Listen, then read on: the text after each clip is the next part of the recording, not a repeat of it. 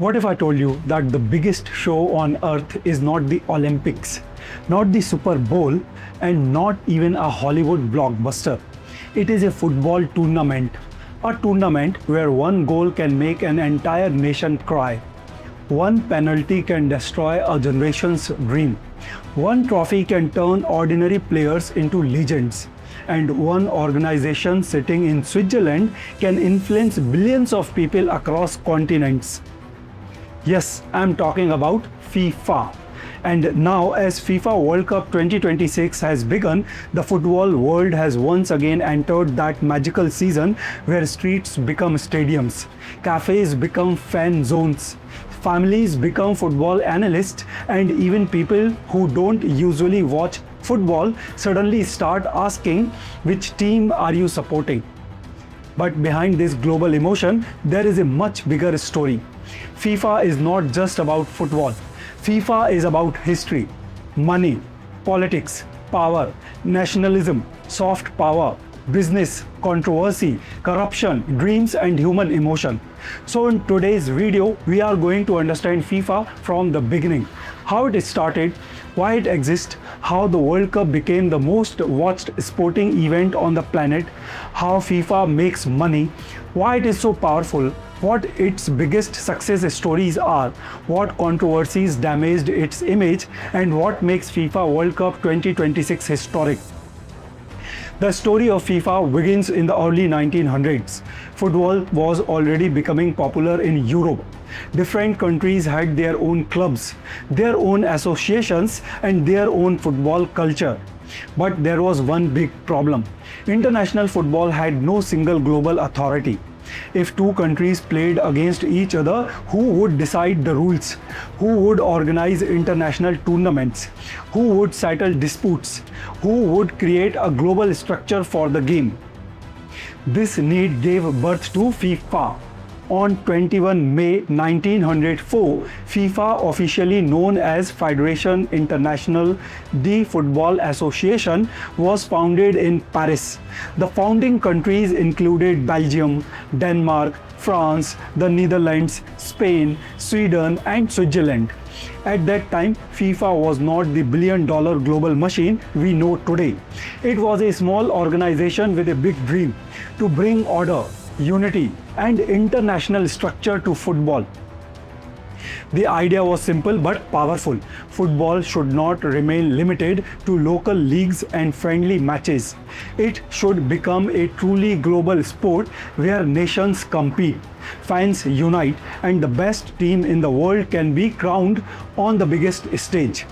But the journey was not easy. In the early years, FIFA had limited influence. The Olympics were still considered the biggest platform for international football. FIFA helped organize Olympic football competitions, but the dream of a separate world championship was still waiting. Then came a man whose name became immortal in football history: Jules Rimet. Jules Rimet, FIFA's third president, believed that football had the power to unite the world.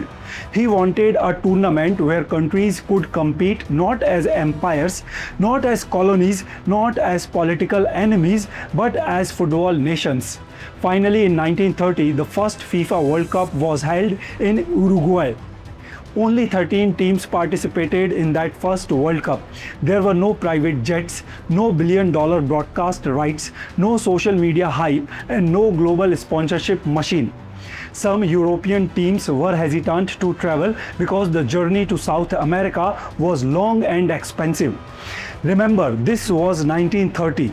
The world was dealing with the Great Depression, and international travel was not as easy as it is today. Uruguay had a special reason to host the tournament. The country had won Olympic football gold and was celebrating the centenary of its constitution. So the first World Cup was staged in Montevideo, and Uruguay became the first world champion after defeating Argentina in the final. From that moment, football changed forever. The World Cup gave football something that club football could never fully create: national emotion. When a club wins, a city celebrates. But when a country wins the World Cup, an entire nation remembers it for generations. Think about Brazil. For Brazil, football became an identity. The yellow jersey became a symbol of joy, rhythm, creativity, and national pride. Pele did not just become a footballer, he became a global icon.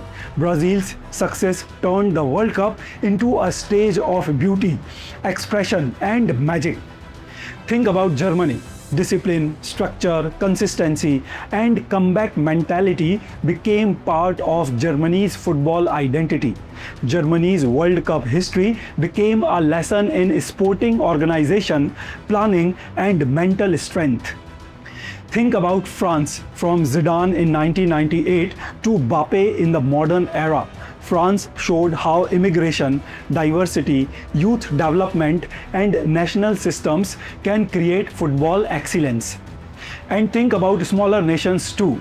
Croatia reaching the 2018 final, Morocco becoming the first African nation to reach a World Cup semi-final in 2022, South Korea's heroic run in 2002, Cameroon shocking Argentina in 1990, Senegal defeating France in 2002. These are not just sports moments, these are national memories.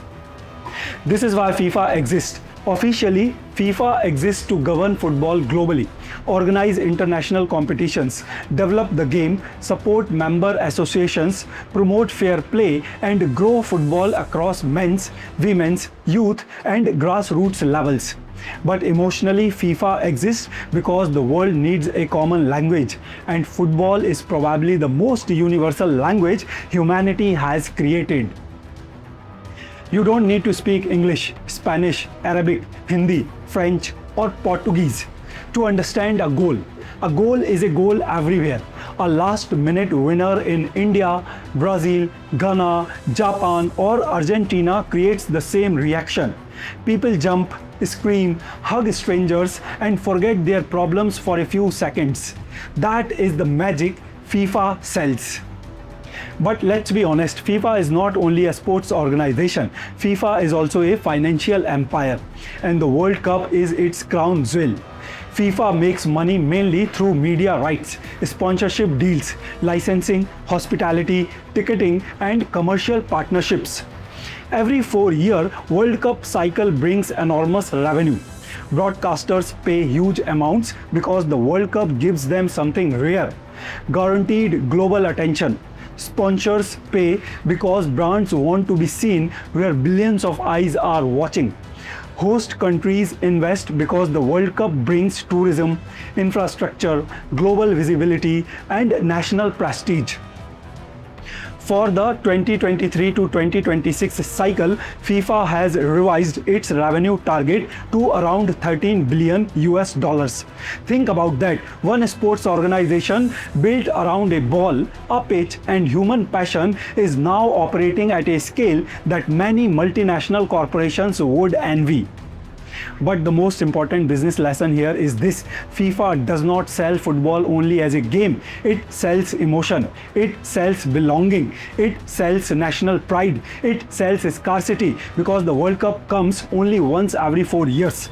It sells drama because one match can change everything, and it sells global unity because during the World Cup the whole planet looks in one direction. This is why the World Cup is one of the greatest media products ever created. But where there is money, there is power. And where there is power, controversy follows. FIFA's history has not been clean. The biggest blow came in 2015 when a massive corruption scandal shook the organization. Several FIFA officials and sports marketing executives were accused in connection with bribery, racketeering, wire fraud, and money laundering conspiracies. The scandal exposed how football's global business had been influenced by secret payments, political networks, and commercial manipulation. For fans, it was painful because football is emotional.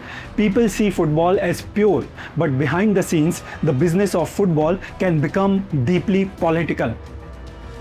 Then there was the controversy around Qatar 2022. Qatar became the first Middle Eastern country to host the World Cup, which was historically significant.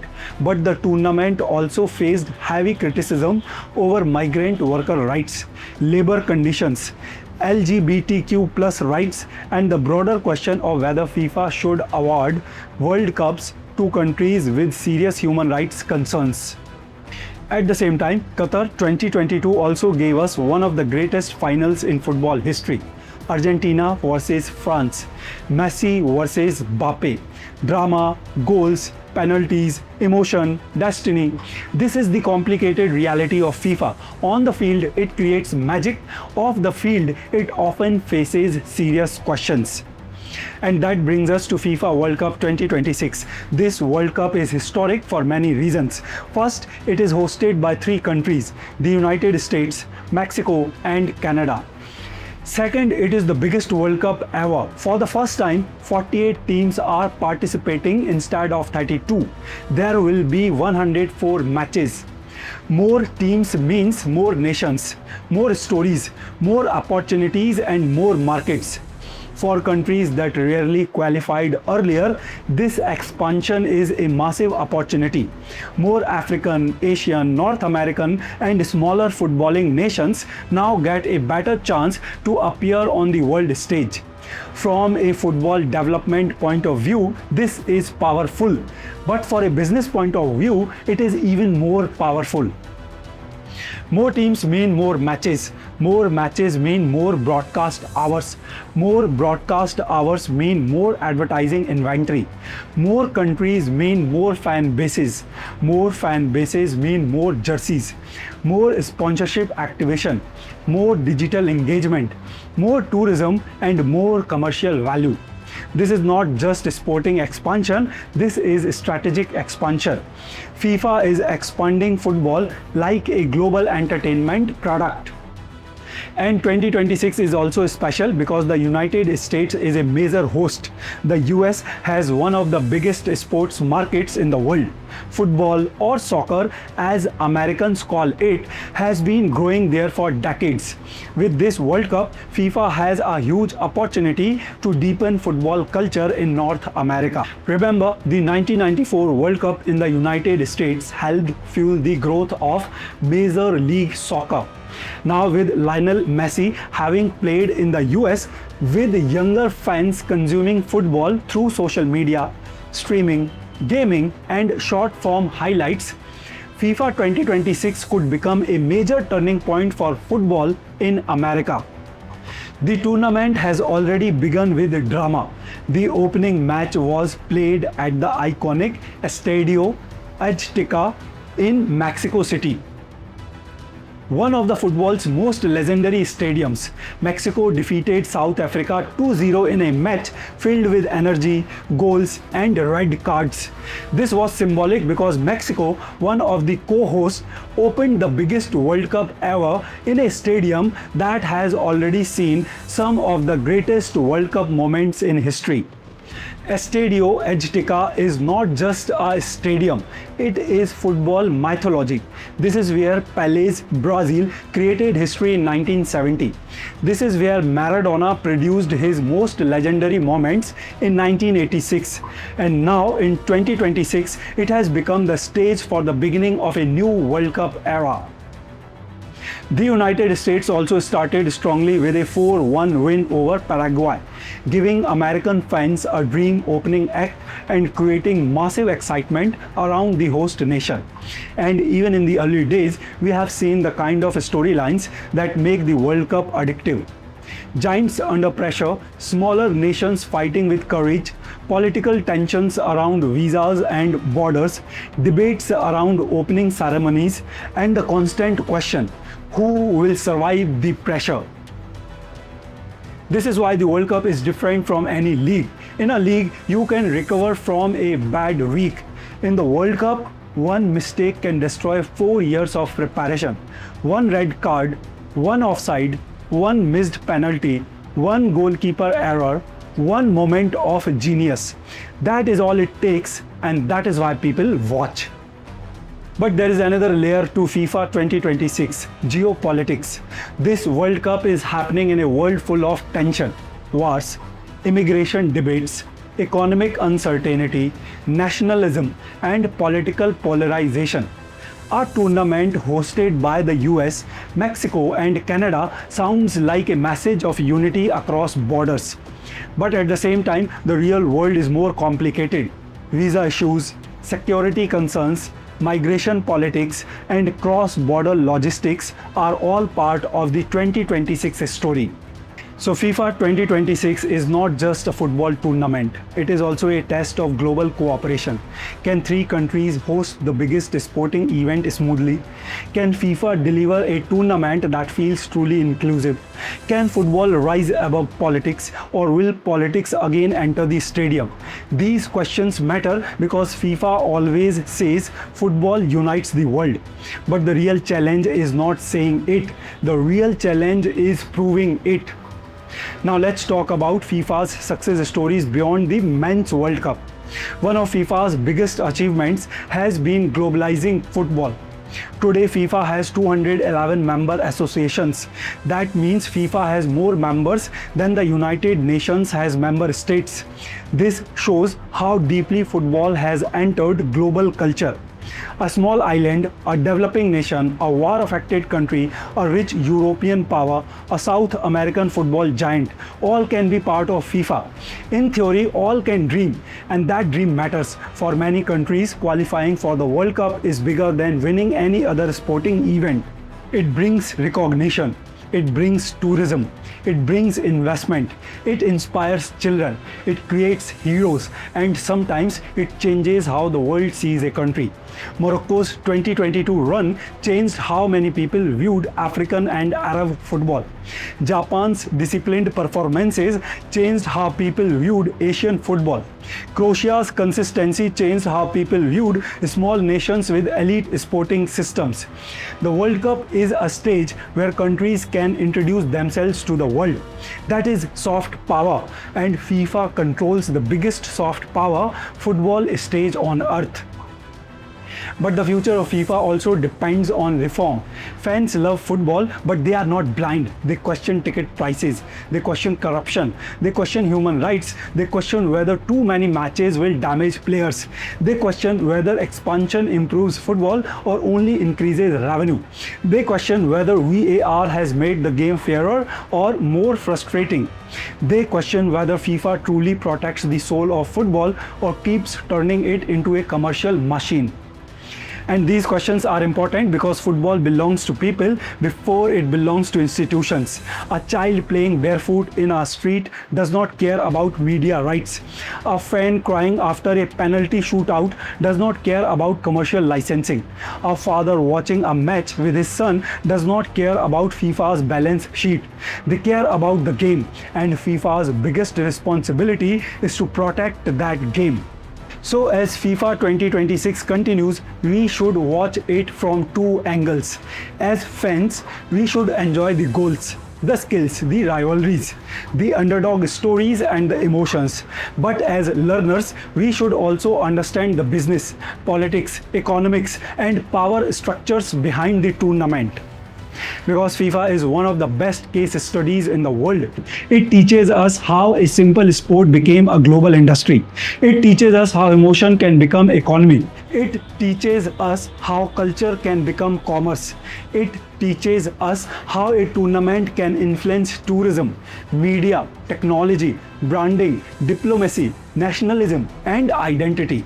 Most importantly, it teaches us why human beings need stories. Every World Cup gives us stories. A young player becoming a superstar, a legend playing his last tournament, a small country defeating a giant, a goalkeeper becoming a national hero, a fan traveling across the world with life savings, a country forgetting its divisions for 90 minutes.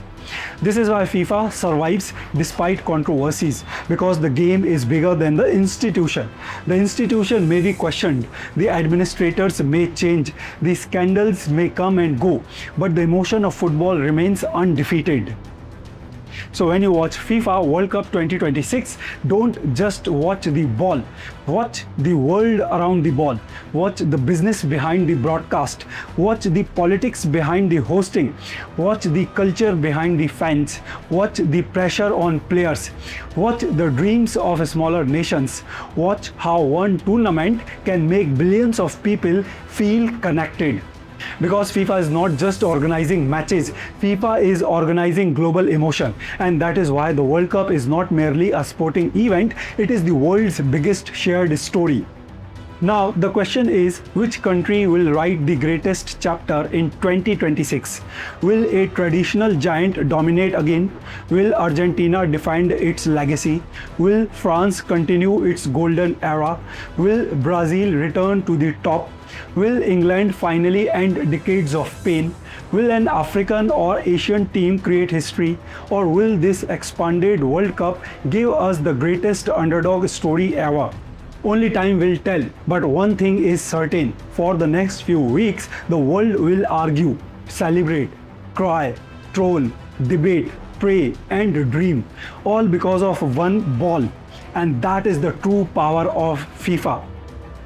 If you found this video informative, make sure you like it because it helps this channel reach more curious minds.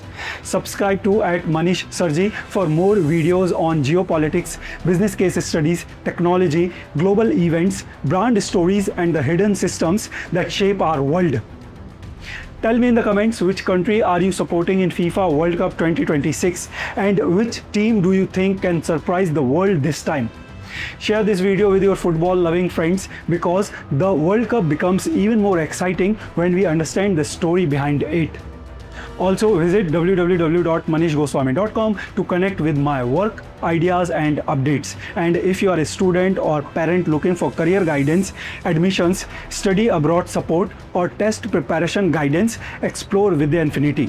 If you are a business owner, startup founder, institute, hotel, cafe, restaurant, real estate brand or local business looking to grow through digital marketing, branding, websites, ads and technology, connect with Infinity Growth Tech. Links and contact details are in the description. Thanks for watching. Keep learning, keep thinking and keep looking beyond the headlines.